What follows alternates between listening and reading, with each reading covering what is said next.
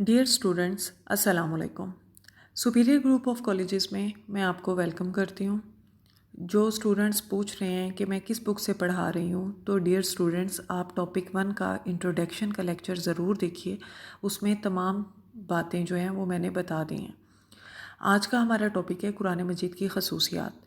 یہ long question آتا ہے اور کویسچن آتا ہے قرآن مجید کی خصوصیات پر نوٹ لکھیں۔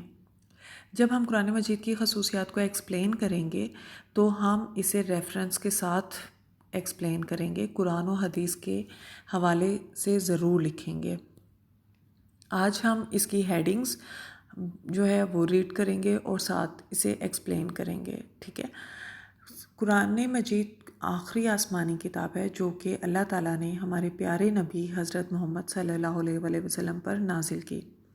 ڈیئر اسٹوڈنٹس، جیسا کہ لاسٹ لیکچر میں ہم نے پڑھا تھا آسمانی کتابیں، کہ آسمانی کتابیں کون سی ہیں اور وہ کن انبیاء پہ نازل ہوئیں۔ آسمانی کتابیں 4 ہیں: تورات، زبور، انجیل اور قرآن مجید۔ تورات نازل ہوا حضرت موسیٰ علیہ السلام پر، زبور نازل ہوئی حضرت داؤد علیہ السلام پر، انجیل نازل ہوئی حضرت عیسیٰ علیہ السلام پر، اور قرآن مجید ہمارے پیارے نبی حضرت محمد صلی اللہ علیہ وآلہ وسلم پر نازل ہوا۔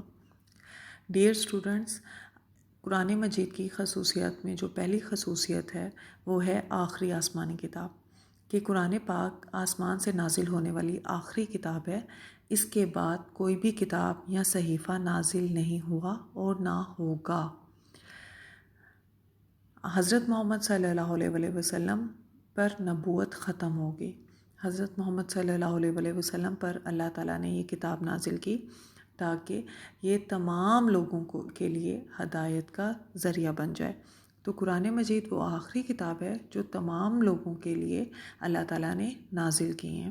جیسا کہ جو پہلی کتابیں تھیں وہ جو نازل ہوتی تھیں اور صحیفے نازل ہوتے تھے تو وہ نبی کو خاص امت اور خاص قوم کی طرف بھیجا جاتا تھا، لیکن حضرت محمد صلی اللہ علیہ وآلہ وسلم کو اللہ تعالیٰ نے تمام لوگوں کے لیے بھیجا۔ آپ رحمت للعالمین ہیں اور آپ کی جو تعلیمات ہیں وہ تمام انسانوں کے لیے ہیں، مسلمانوں کے لیے نہیں۔ ڈیئر اسٹوڈنٹس، یہ پوائنٹ ذرا نوٹ کیجیے گا کہ آپ صلی اللہ علیہ وسلم کی تعلیمات صرف مسلمانوں کے لیے نہیں ہیں بلکہ تمام انسانوں کے لیے ہیں۔ سیکنڈ پوائنٹ ہے اس کا محفوظ کتاب۔ محفوظ کتاب سے مطلب کہ یہ وہ واحد کتاب ہے جس میں کسی بھی قسم کی رد و بدل نہیں کی گئی۔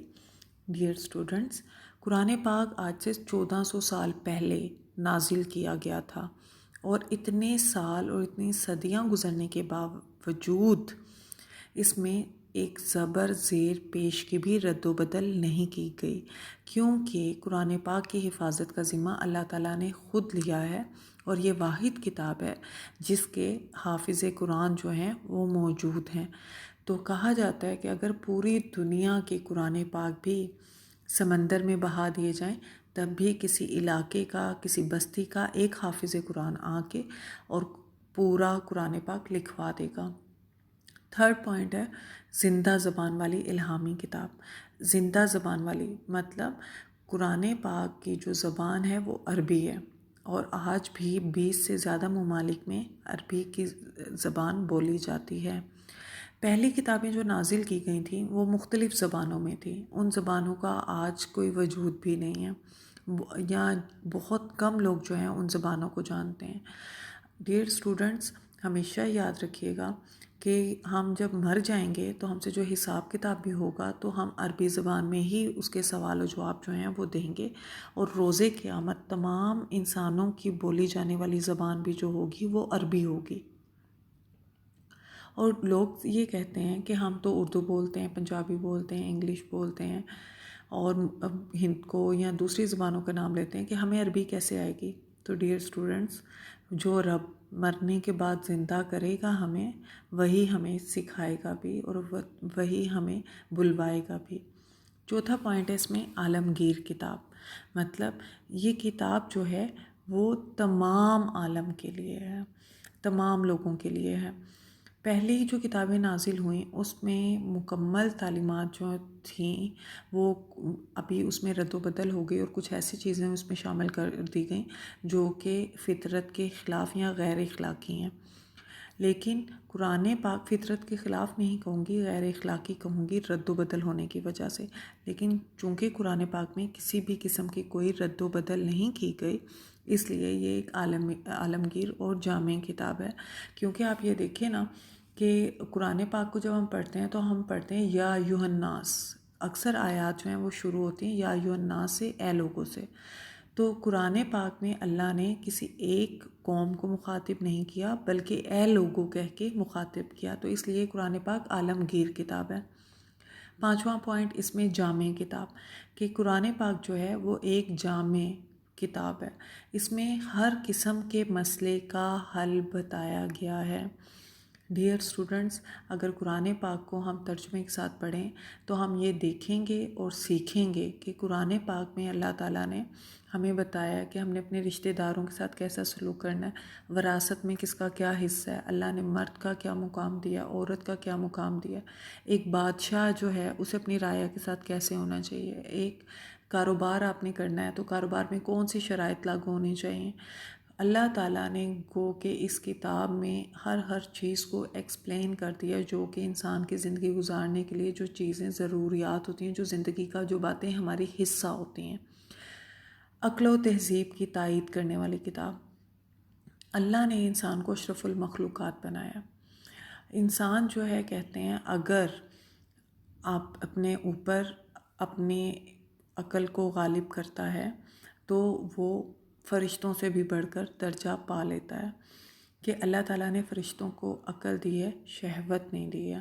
جانوروں میں شہوت ہے، عقل نہیں ہے، لیکن انسانوں میں یہ دونوں چیزیں موجود ہیں، اور جس انسان کی عقل شہوت پہ غالب آ جاتی ہے تو اسے اللہ فرشتوں سے بھی زیادہ جو ہے وہ بلند درجہ دے دیتا ہے۔